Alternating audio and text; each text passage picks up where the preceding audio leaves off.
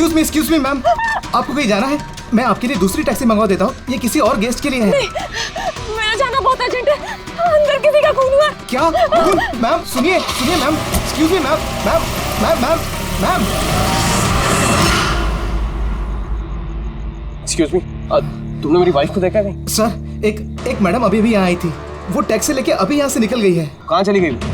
मुझे नहीं पता, आई डोंट नो, पर कुछ अजीब सा बिहेव कर रही थी। क्या कर रही थी? सर वो बोल रही थी अंदर किसी का खून हो गया है। सर किसका खून हो गया सर? लिसन टू मी, ये दादा मेरी बात सुन, किसी का खून नहीं हुआ यहाँ पर, और तूने कुछ नहीं सुना, समझा? और पता कर कहाँ गए वो लोग। Okay sir. वो उसको चाकू मारता रहा, वो मर चुकी थी, वो फिर भी उसको मार रहा था। सर मुझे बचा लीजिए, वो मेरा चेहरा देख चुका है, वो मुझे नहीं छोड़ेगा। मुझे आप शांत हो जाइए, शांत हो जाइए, तुम्हें कुछ नहीं होगा। हम लोग हैं ना यहाँ पर। एक बात बताइए, क्या खूनी ने तुम्हें देख लिया है? खूनी होगा तो देखेगा ना, जब कोई खून नहीं है, कोई खूनी नहीं है, तो कौन किसको देखेगा? सर मैं सुनील कुमार, और ये मेरी पत्नी है सर। ये जो भी बोल रही है ना, ऐसा कुछ नहीं हुआ, ये सब ना सिर्फ इसके दिमाग की उपज है, ऐसा कुछ नहीं हुआ सर। नहीं सर, मैं झूठ नहीं बोल रही। सुनील, आप इनके पति हैं, लेकिन इनको यहाँ डराने की कोशिश मत कीजिए, समझे आप? और हम ये कैसे मान लें कि ये जो कह रही है वो सच नहीं है और जो तुम बोल रहे हो वो सही है? सर वो इसलिए क्योंकि ये बीमार है, इसको स्लीप पैरालिसिस है सर। स्लीप पैरालिसिस यानी नींद का लकवा? नींद का लकवा? ये क्या है? नींद में कुछ देर के लिए आदमी की बॉडी पूरी तरह जड़ हो जाती है, सुन्न हो जाती है। ऐसे में तरह तरह का भ्रम होना, और पेशेंट को ये सब सच लगता है, लेकिन वो चाह कर भी रिएक्ट नहीं कर पाता क्योंकि उसकी बॉडी उस समय पूरी तरह पैरालाइज्ड होती है। इसे स्लीप पैरालिसिस कहते हैं, नींद का लकवा। Is it okay? Exactly sir, हमारी शादी को 6 साल हो गए, और इन 6 सालों के दौरान हर दूसरी तीसरी रात को इसको ये अटैक आता है सर, और इस बार भी यही हुआ है, और कुछ नहीं हुआ सर। हाँ सर, मानती हूँ मुझे ये बीमारी है। जब भी मेरा माइग्रेन का दर्द बढ़ जाता है तो मुझे चक्कर आने लगते हैं, आंखों के सामने सब कुछ धुंधला दिखाई देता है। लेकिन सर ऐसे मैं सोने की कोशिश करती हूँ बस।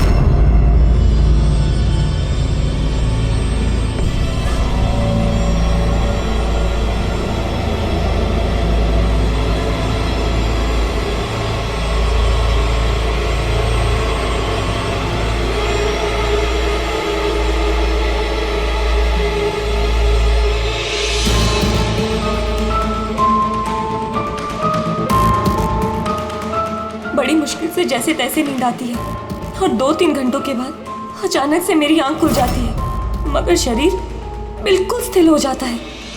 चाहकर भी मैं हिल-डुल नहीं पाती, पूरे शरीर को जैसे लकवा मार गया हो। कुछ साफ नहीं दिखाई देता और सीने पर एक भारीपन सा लगता है, मगर मैं चाहकर भी चीख नहीं पाती, आवाज ही नहीं निकलती मेरी। और फिर 15-20 मिनट के बाद अजीब अजीब सी चीजें दिखाई देती है।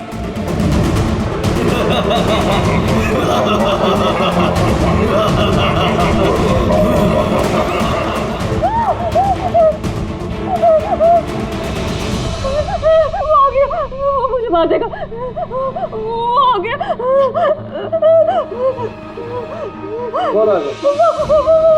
कोई नहीं, रिलैक्स। मुझे मार देगा। किधर कोई नहीं, देखो शांत हो जाओ, तुम्हें फिर से अटैक आया, देखो रिलैक्स। कोई नहीं है, शांत हो जाओ, रिलैक्स, कोई नहीं है। देखो कोई नहीं, मुझे रिलैक्स, तुम्हें फिर से अटैक आया, रिलैक्स हो जाओ, तुम्हें फिर से दौरा पड़ा था, कुछ नहीं। मतलब जो कुछ भी आपको दिखाई देता है वो सब भ्रम है, कोई सच्चाई नहीं है। हाँ, हर बार सच नहीं होता था, लेकिन इस बार सच हुआ। वो मेरा बहन नहीं था सर। मुझे उस लड़की का चेहरा इतना साफ याद है कि मैं उसे कभी भी पहचान सकती हूँ। मुझे कोई शैतान या दानव नहीं दिखाई दिया सर, जैसे हर बार होता था। मैं सच बोल रही हूँ, मैंने वहाँ पर खून होते हुए देखा था। बिल्कुल झूठ नहीं बोल रही। हाँ, खून हुआ था। खून खून खून, बस कुछ नहीं हुआ वहां पर। सुनील जी चुप रहिए, आप चुप रहिए। खून हुआ है क्या नहीं ये हम पता लगाएंगे। आप दोनों सिर्फ सिलसिलेवार बताओ क्या हुआ था उस रात को, शुरुआत से। सो हम दोनों यहाँ मेरे कजन अभय की शादी अटेंड करने के लिए आए। कल रात अभय और मिताली मतलब उसकी होने वाली वाइफ के लिए कॉकटेल पार्टी थी। अब है मेरी बात ध्यान से सुनो। मिताली की जितने भी प्रॉपर्टीज और बैंक बैलेंस है तेरे शुरू होने से पहले 60% तुम्हारे नाम ट्रांसफर हो जाने चाहिए। इस लड़की पर तुम्हारे प्यार का जो भूत सवार है ना उसे यूज करो बेटा। वेल मिताली, एक बात कहूँ, अभी भी वक्त है, सोच ले। ये अभय तेरे लायक नहीं है। तुम्हें इससे बेटर लड़के मिल सकते हैं। तुम्हें नहीं पता, इसके चर्चे तो पूरे शहर को मालूम है। मैं तुम्हारी शादी इससे इसलिए करा रहा हूँ ताकि तुम्हारी डूबती हुई नैया पार लग जाए। You got it? So be focused please. पता है मुझे क्या करना है। मुझे वो साइको से शादी करने का कोई शौक नहीं है। कर रहा हूँ क्योंकि सिर्फ एक ही रास्ता है, इसलिए मुझे मत समझाइए कि क्या करना है। I know what to do. ठीक है? हाय।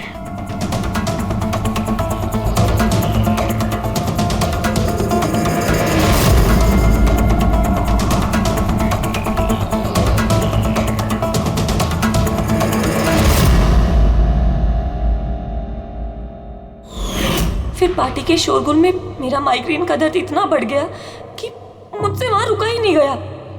रायमा, क्या हुआ?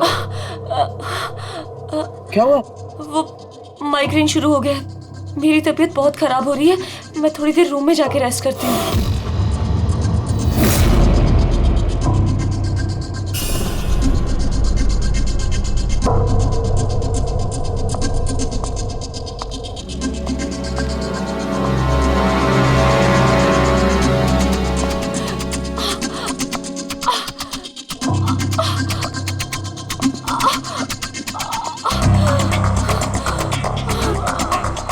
मैं फिर इतनी ज्यादा तकलीफ में थी कि मैंने नोटिस ही नहीं किया कि कमरा मेरा भी है या नहीं।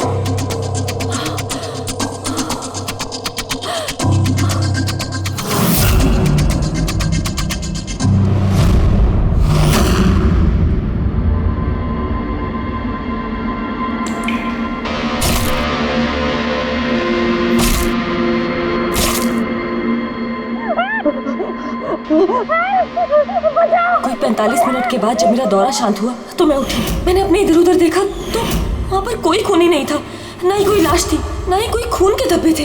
क्या हुआ? वो आदमी उस लड़की को मार के चला गया। तुम्हें फिर से अटैक है? देखो कोई नहीं, देखो और तुम यहाँ पर क्या कर रही हो? ये हमारा कमरा थोड़ी ना। अच्छा ये सब छोड़ो, तुम यहाँ पर बैठो। मेरी बात सुनो, तुम यहीं पर रखो, मैं तुम्हें पानी लेके आता हूँ। रिलैक्स। मैं भाग के वापस गया तो राइमा वहां से चली गई और वहां से ये आपके पास आ गई और मैं इसके पीछे यहाँ था। लेकिन सर एक बात पक्की है, वहां पर कोई खून नहीं हुआ। ये सब इसके दिमाग की उपज है। सुनील जी, जिस तरह से रायमा ने हमें ये सब कुछ बताया ना, उससे नहीं लगता कि ये सब मन घड़न है। जरूर इसमें कोई ना कोई सच्चाई है। सर वो रूम उन रूम्स में था जो हमने शादी के लिए बुक किए और मैंने अपने गेस्ट लिस्ट में चेक कर लिया, ना तो कोई मिसिंग है ना ही किसी का मर्डर हुआ। सर आप इसकी बात को बिल्कुल मत सुनिए। बस उस शादी को आराम से हो जाने दीजिए, वरना जीत अंकल तो बर्बाद हो जाएंगे और इससे ज्यादा मैं तो सड़क पे आ जाऊंगा। सर शादी में कोई प्रॉब्लम नहीं होगी, हम पूछताछ तो करेंगे, लेकिन अपनी तरीके से।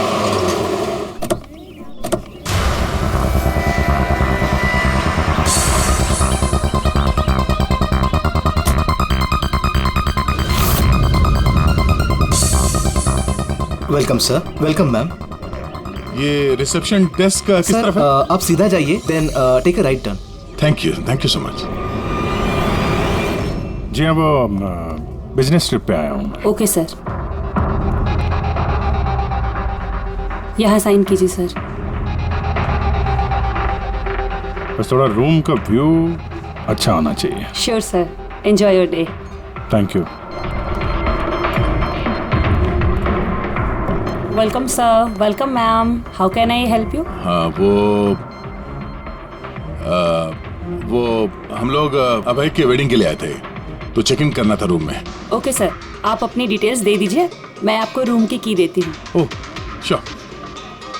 बेबी तुमने इन्हें बताया नहीं? हाँ? हमें रूम 103 चाहिए। I am so sorry sweetheart, मैं तो भूल ही गया। मैम दरअसल हमें वो 103 नंबर वाला स्वीट रूम चाहिए। ठीक है, आपको हम 103 ही दे देते हैं। जैसा मैंने कहा था वैसा क्यों नहीं किया? लेकिन अब क्या करेंगे, कैसे छिपाएंगे? छुपाना तो पड़ेगा ही। आओ मैं तुम्हें बताता हूँ कैसे, आ जाओ।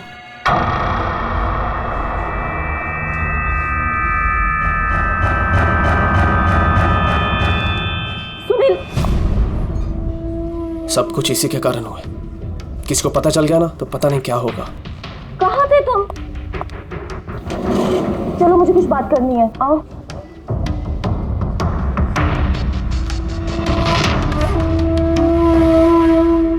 Thank you. Excuse me. Yes sir. मुझे आपका सीसीटीवी सिस्टम चेक करना है। आपके सिक्योरिटी इंचार्ज को बुला सकती हैं? Okay sir.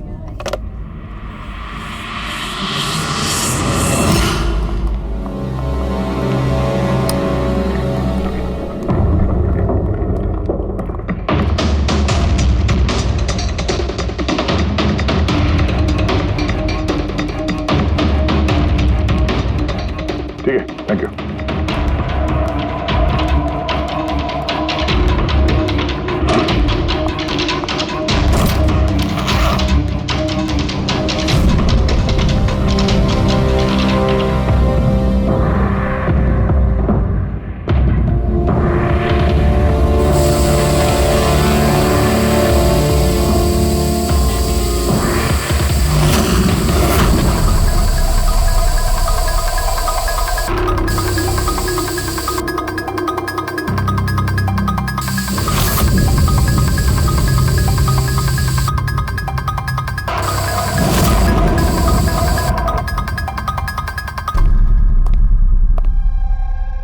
लुमिनॉल टेस्ट से तो कुछ पता नहीं चल रहा है। ऐसा लगता तो नहीं है कि यहाँ कोई खून हुआ है। सर खूनी ने बहुत अच्छे से सफाई की है। ऐसे कैसे हो सकता है? सर जिस तरह रायमा ने बताया है, कत्ल के वक्त यहाँ पर खून ही खून होना चाहिए। और कितनी भी अच्छे से सफाई की जाए, इस केमिकल से तो खून के धब्बे सामने आ ही जाते हैं। पर यहाँ तो कोई निशान है ही नहीं। कोई निशान नहीं है। सर या तो रायमा को सचमुच में भ्रम हुआ है, या फिर कातिल ने खून की एक भी बूंद कहीं पर गिरने नहीं दी है।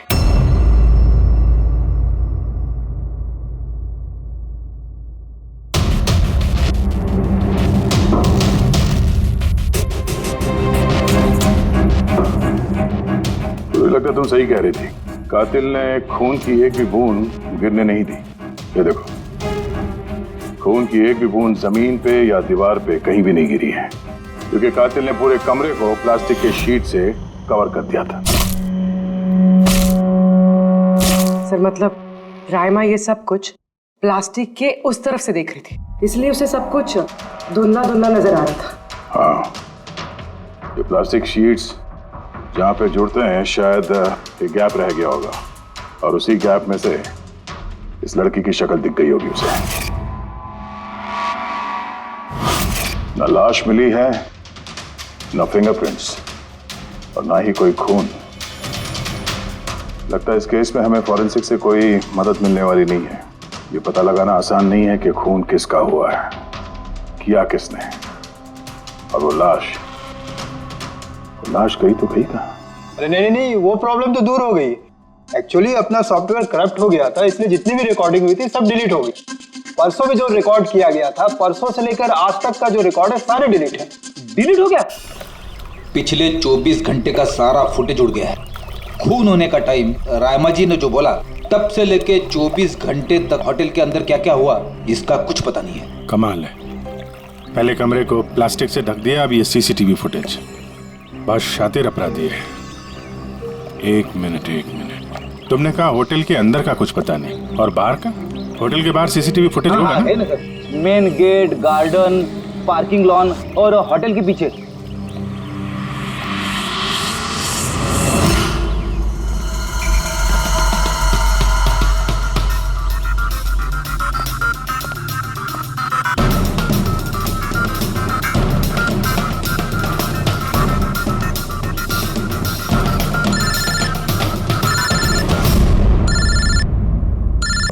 अबे क्या रायमा ने जो देखा उसका भ्रम नहीं बल्कि सच्चाई है? किसी का खून हुआ? माय गॉड, कोई कुछ भी नहीं। अच्छा ठीक है, मुझे इन्फॉर्म करते रहना। क्या हुआ बॉस, कुछ मिला क्या? बड़ा शातिर है खूनी, बड़ा शातिर है। कोई सबूत नहीं छोड़ा है उसने, कोई भी सबूत नहीं छोड़ा तेरे लिए। ऐसा कैसे हो सकता है यार? लेकिन ऐसे हुआ है सालुंके, ऐसे हुआ है। रायमा की जान को बहुत बड़ा खतरा है।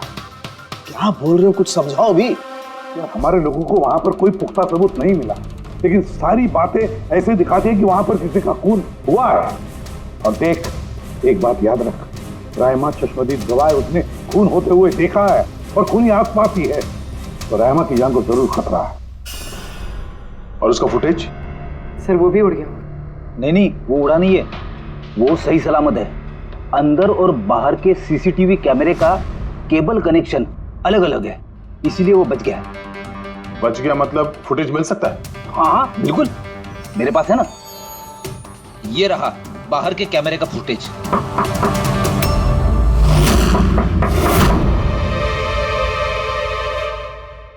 सर, अगर खूनी ने उस पर उस वक्त हमला किया है जब स्लीप पैरालिसिस का दौरा पड़ रहा है, फिर तो वो उंगली भी नहीं हिला पाई होगी। और अगर वो अपनी उंगली हिला पाई तो? कैसे डॉक्टर तारिका? पैरालिसिस तो पूरी बॉडी को हो जाती है। देखो, स्लीप पैरालिसिस को छोड़ दो, नॉर्मली भी जब हम सोते हैं, गहरी नींद में होते हैं, हमें सपने आते हैं, उस वक्त भी हमारी मांसपेशियां सेमी पैरालिटिक स्टेट यानी शिथिलता की अवस्था में होती है। ये सबके साथ होता है। लेकिन बॉस, ऐसे में भी हमारे पेट की, छाती की और गले की मांसपेशियां सबसे ज्यादा शिथिल होती हैं। स्लीप पैरालिसिस में भी ऐसा ही होता है। और ऐसे में जिस व्यक्ति को स्लीप पैरालिसिस की बीमारी है, अगर वो अपने हाथों की उंगलियों पर कॉन्सेंट्रेट करे, इन उंगलियों पर ध्यान केंद्रित करे और इन्हें हिलाने की कोशिश करे, मुट्ठी को बंद करे और खोले, तो ये पैरालिसिस स्लीप को भी तोड़ा जा सकता है। यार मान ले सालुंके कि रायमा ने अपनी स्लीप पैरालिसिस तोड़ दी, लेकिन वो तोड़ने में उसे जितना भी वक्त लग रहा, उतने वक्त में अगर उस पर हमला हो गया तो ऐसी कोई चीज चाहिए सालुंके, ऐसी कोई बात जिससे वो दूसरों को बता सके कि उस पर हमला हो रहा है, वो कह सके कि मुझे बचाओ, मुझे बचाओ। है ऐसी चीज भी है। एक मिनट रुको तारिका। बॉस, ये है अलार्म। रायमा जब अपनी उंगलियों की प्रैक्टिस कर रही होगी अपनी स्लीप पैरालिसिस को तोड़ने के लिए, और जब वो इसको तोड़ लेगी अपने निश्चित समय से भी पहले, तो उसे करना सिर्फ ये है कि इस अलार्म को दबाना है, और ये अलार्म बजने लगेगा। और ये अलार्म दया, पूर्वी और अभिजीत तीनों के मोबाइल फोन से कनेक्टेड है, पता चल जाएगा। और वो लोग उसके पास पहुंच जाएंगे और खूनी को पकड़ लेंगे। सर, सालुंके के अलार्म से खतरा टल सकता है, पर खत्म नहीं होता। खतरा तो तब खत्म होगा जब हम खूनी तक पहले पहुंचेंगे। हम खूनी तक पहले पहुंचेंगे। अब ये अभय का रूम नहीं है? अभय? कौन? वो जिसकी शादी होने वाली है? यस ऑफ कोर्स, उसकी शादी मुझसे होने वाली है। ओहो, और आपको आपके फियांसे का कमरा नहीं पता है? वैसे ये मेरा कमरा है और रिसोर्ट के सारे कमरे शादी वालों ने बुक नहीं किए हैं, और भी लोग रहते हैं यहाँ पे। कॉन्ग्रेचुलेशन। हेलो, कहाँ हो तुम? और ये तुम मुझे अभी बता रहे हो? सीरियसली? लोग जो भी करना है जल्दी करो, मेरे पास ज्यादा वक्त नहीं है। और हाँ, मुझे शादी में ना किसी भी तरह की कोई प्रॉब्लम नहीं चाहिए, ठीक है?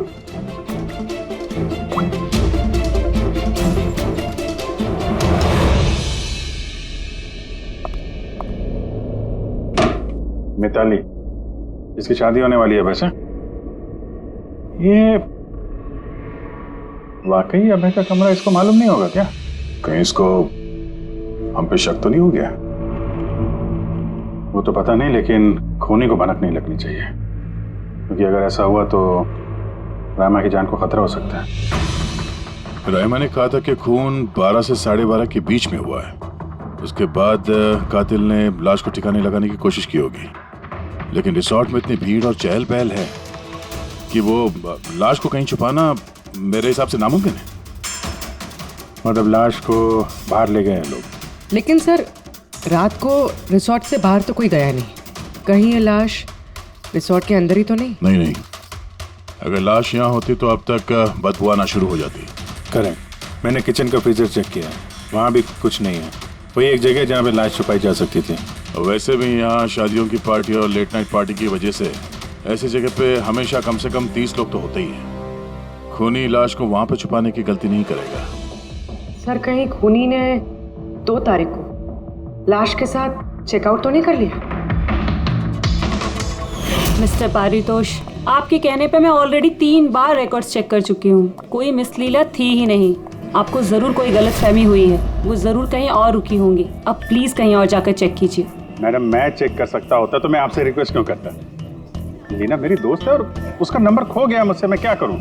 देखिए मैम, मेरा उससे बात करना बहुत जरूरी है। आप समझ रही हैं ना? सर, आप समझ नहीं रहे हैं। किसी एक की डिटेल दूसरे को देना हमारे नियम के खिलाफ है। फिर भी मैं आपकी मदद कर देती, लेकिन मेरे पास उनकी डिटेल्स है ही नहीं सर। अरे ऐसे कैसे नहीं है? डिटेल्स आप रखते हैं ना। कोई कमरा लेने आएगा तो आप उसकी डिटेल्स नहीं रखते हैं? लेते हैं सर, बिल्कुल लेते हैं। तो फिर? लेकिन वो यहाँ रुकी होती तो ना। 1 मिनट, आपको तसल्ली नहीं हो रही है, प्लीज आप खुद से चेक कर लीजिए। अच्छा ठीक है। कहीं रीमा ने मुझसे झूठ तो नहीं बोला? मैं देख लेता। मैम आप एक काम करेंगे, आप हाउस कीपिंग से किसी को बुला के लाइए। मेरा रूम इतना गंदा है, सुबह से मैं कितनी बार कॉल कर चुका हूँ, कोई आने को तैयार नहीं है। ऐसे कैसे हो सकता है? ओके। नहीं, फोन पे, अरे फोन तो मैं 50 बार कर चुका हूँ। आप प्लीज किसी को भेजिए ना प्लीज। ठीक है सर, मैं बुला के लाती हूँ। Thank you ma'am.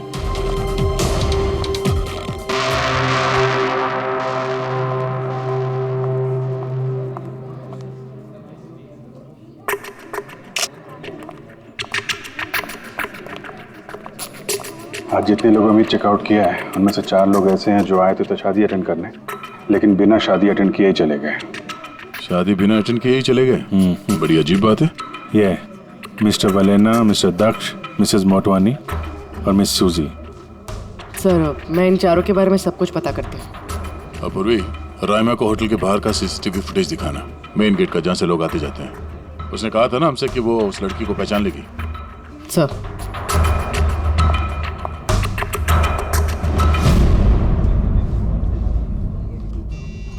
मतलब रायमा ने जो कहा वो सच है क्या? मिस्टर सुनील, आप किस बात से ज्यादा परेशान हैं? यहाँ पे खून हुआ है उससे या फिर रायमा ने देख लिया उससे? ये सब इन्वेस्टिगेशन तुम हम पर छोड़ दो।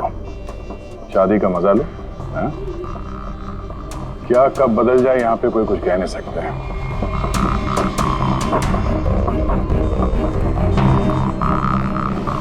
चल भाई चल, अगले फंक्शन के लिए कपड़े रेडी करना है, तेरी हेल्प चाहिए। वैसे लोग कौन थे? तेरे गेस्ट हैं? हाँ, मेरे गेस्ट ही हैं। चल चल चल।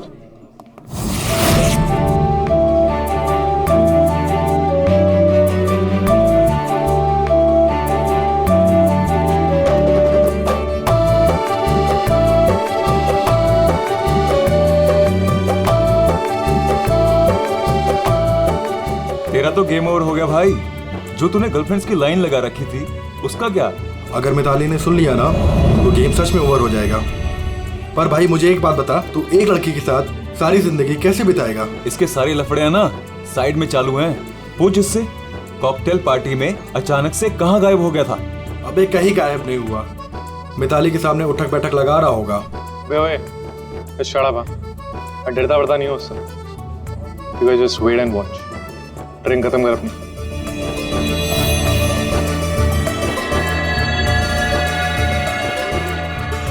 इसका मतलब कत्ल वाली रात अबे पार्टी में नहीं था।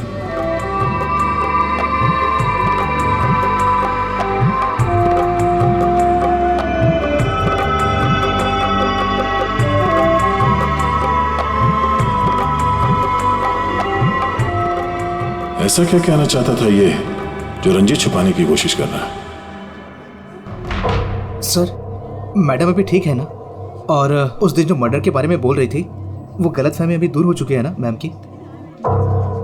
मेरी बात सुन, जो उसको गलतफहमी हुई थी ना वो दूर हो चुकी है। तू भी भूल जा। चल अभी। ओके। अच्छा हुआ कि राइमा माइग्रेन की वजह से अपने कमरे में सो गई है। मौका अच्छा है, अब कुछ ना कुछ तो करना पड़ेगा।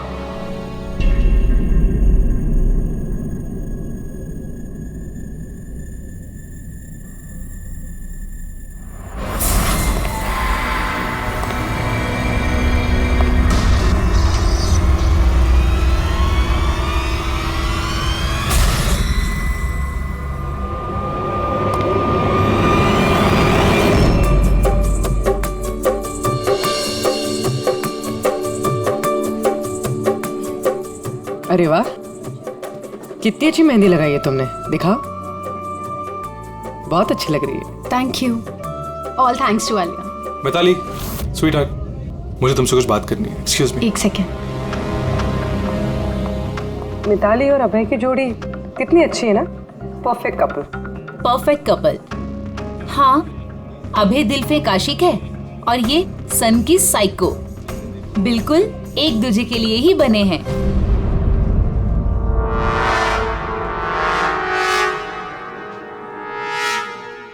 मिताली को अभय के बारे में ये पता है? पागल है वो अभय के लिए। उसको पाने के लिए वो किसी भी हद तक जा सकती है। अगर जरूरत पड़े तो किसी को मार भी सकती है।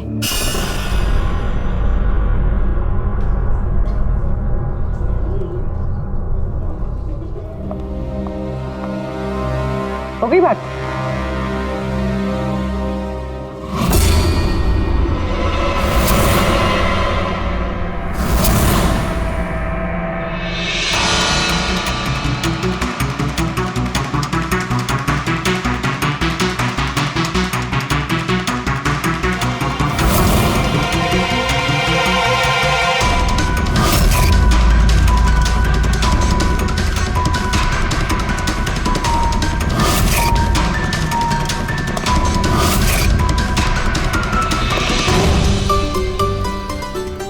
अरे खाली हो गया क्या? अरे नहीं साहब, रिफिल ही करने जा रहा था।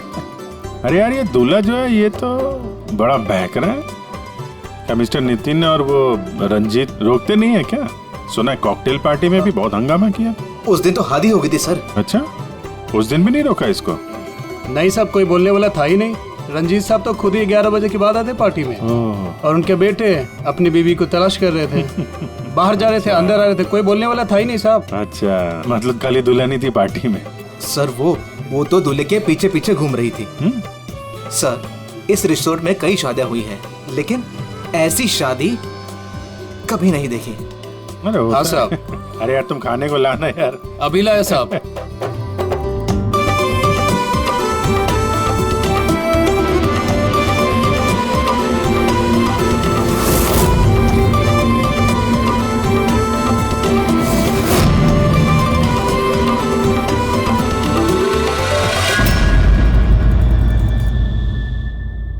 राइमा, ये देखो, ये तुम्हारी मदद के लिए अलार्म है। जैसे तुम इस बटन को दबाओगी, दया, पूर्वी और अभिजीत के पास जो फोन है उस पर अलार्म बजेगा और वो लोग तुरंत तुम्हारी मदद के लिए वहां पहुंच जाएंगे। जी। लेकिन जब तुम्हें स्लीप पैरालिसिस हो, अपने हाथों की और पैरों की उंगलियों को हिलाने की कोशिश करना, क्योंकि सबसे कम असर स्लीप पैरालिसिस का हमारे हाथों की और पैरों की उंगलियों पर होता है।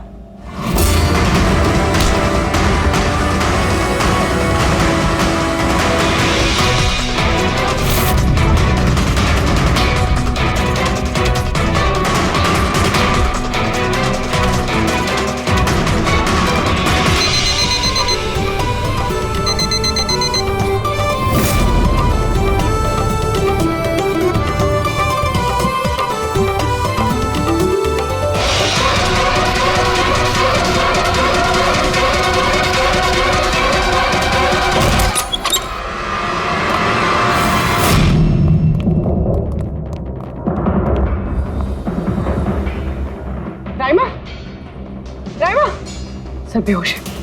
राइमा, राइमा, राइमा होश में आओ।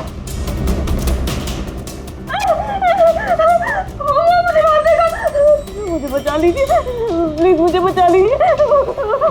कौन मार देगा? हुआ क्या यहाँ पे?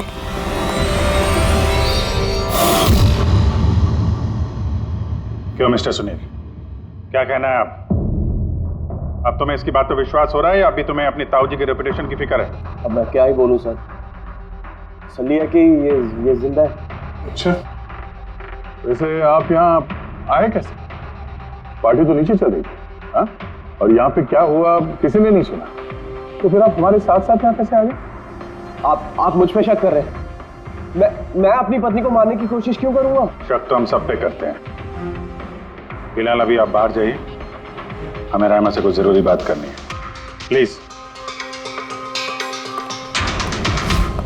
सर आप लोग प्लीज मुझे बचा लीजिए। जब वो आदमी उसको खून कर रहा था तो मैंने उसे देख लिया था, मुझे नहीं छोड़ेगा, प्लीज आप कुछ कीजिए ना। वो दोबारा आएगा, वो मुझे मार देगा, प्लीज प्लीज कुछ कीजिए। देखो रायमा, घबराओ मत, हमारे यहाँ पे होते हुए कोई कुछ नहीं कर सकता तुम्हारा, ठीक है? लेकिन वो औरत जिसका खून होते हुए तुमने देखा, उसे हम लोग नहीं पहचानते, तुम उसे पहचानती हो, तो हम लोग एक फुटेज दिखाएंगे, जरा उस फुटेज में देख के उस लड़की को पहचानो प्लीज। जी। रेडी?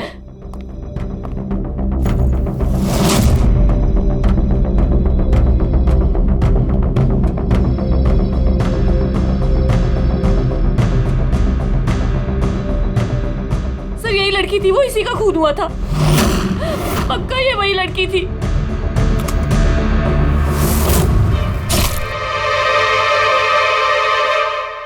अगर ये यहाँ पे आई थी तो किसी ने तो देखा होगा उसे। वो मुझे मारेगा। वो लड़की यहाँ पे आई थी तो किसी न किसी से तो मिली होगी ना। लगता है ब्यूरो जाने का वक्त आ गया। वो 4 लोग जो शादी अटेंड करने आए थे और अटेंड किए बिना ही चले गए, जरा उनसे भी पूछताछ कर लेते हैं। सर मिस्टर वलेना, ये अभय का मैनेजर, ये जरूरी काम छोड़कर आया था शादी अटेंड करने के लिए, लेकिन बीच में ही वापस चले गए।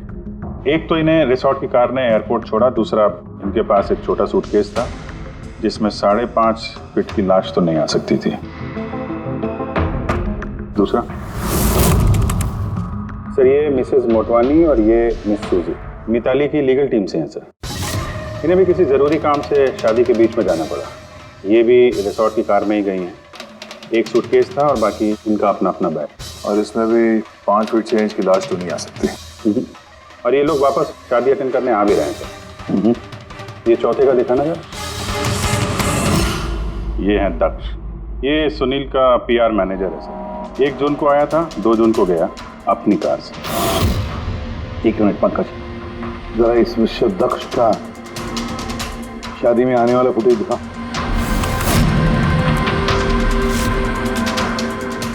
ओके, और अब इसके जाने का वीडियो दिखा। मिस्टर दक्ष आए थे 1 सूटकेस के साथ और जा रहे हैं 2-2 सूटकेस के साथ। शादी से रिटर्न गिफ्ट लेके जाने से।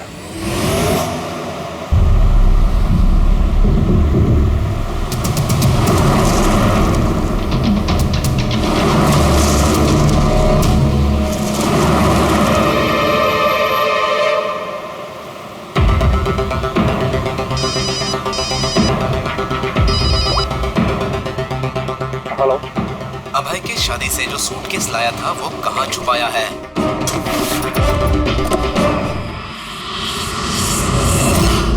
कौन बोल रहा है?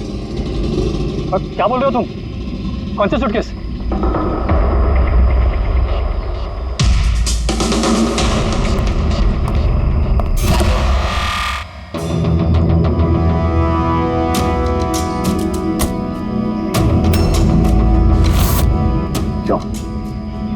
सूटकेस के बारे में तुम यहीं बताओगे या कहीं और अच्छे से खातिरदारी करे तुम्हारी?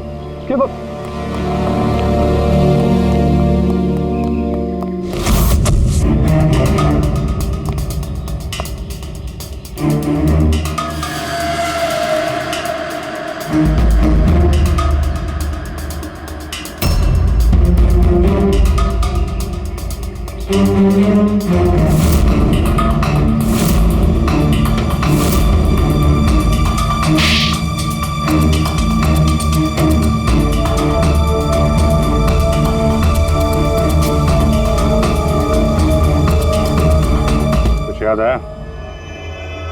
मेरे पास और कोई रास्ता नहीं था। मेरा घर और कंपनी दोनों उनके पास गिर गई। अगर मैं मना कर देता तो मैं बर्बाद हो जाता। खुद को बर्बादी से बचाने के लिए एक लड़की का खून कर दिया तुमने, हाँ? अब ये बताओ लड़की थी कौन? करिश्मा, अभय की गर्लफ्रेंड।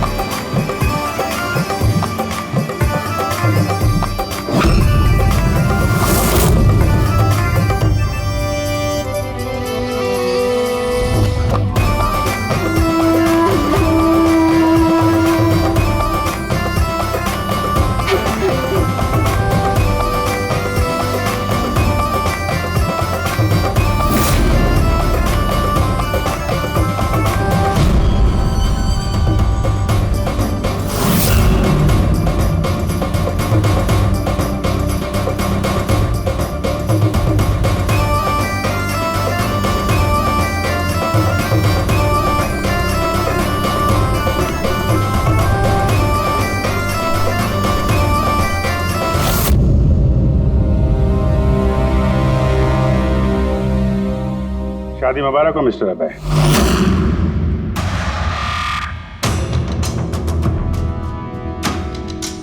आपके लिए कुछ तोहफे लेकर आए हैं, ऐसे तोहफे जिनके बगैर ये शादी पूरी हो ही नहीं सकती।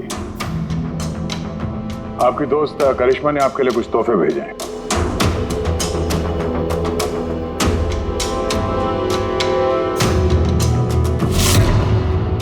करिश्मा, याद है?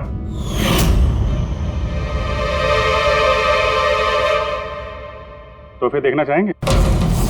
देखना नहीं चाहेंगे आप? हाँ, देखें। अभी दिखाता हूं। सर नहीं नहीं नहीं, मैं रुकिए प्लीज।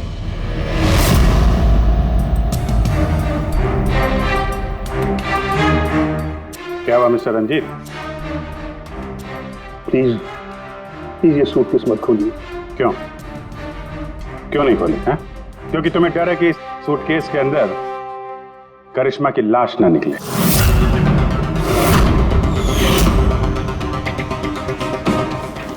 वही करिश्मा जिसे तुमने और दक्ष ने मिलकर मारा, फिर ऐसे ही सूटकेस में भर के उसके लाश के टुकड़े टुकड़े किए और बाहर ठिकाने लगा दिए।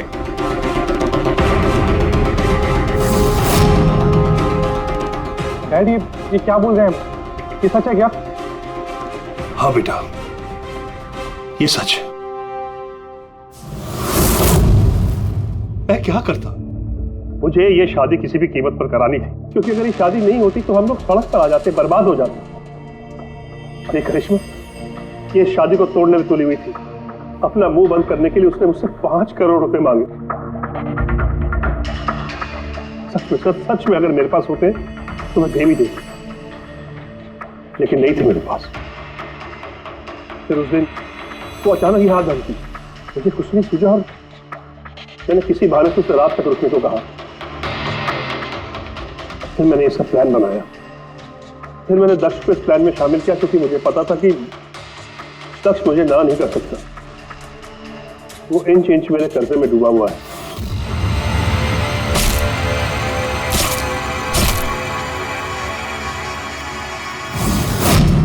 सब कुछ ठीक चल रहा था, सब कुछ हो गया था।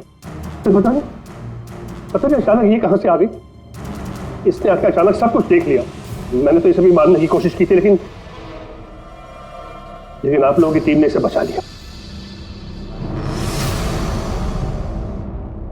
एक गुनाह को छुपाने के लिए एक और गुनाह, और इस सब की जड़ है तुम्हारा ये दिल फेंक बेटा।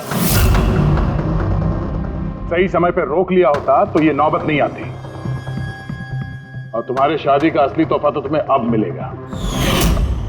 एक हत्या और एक हत्या करने की कोशिश के जुर्म में तुम दोनों बाप बेटे जेल जाओगे।